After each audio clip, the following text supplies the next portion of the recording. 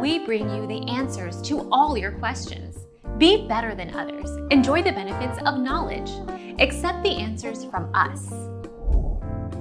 Step 1. Turn off the PlayStation 4. Step 2. Locate the small reset button on the back of the SCUF4PS near the L2 shoulder button.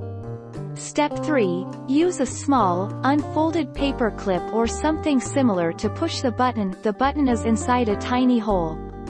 Hold the button down for a couple of seconds and release. Our mission is to provide accurate answers. We think without knowledge, it is impossible to live a balanced life. Be competent, be skillful. Thank you for watching. Don't forget to subscribe and hit the bell notification.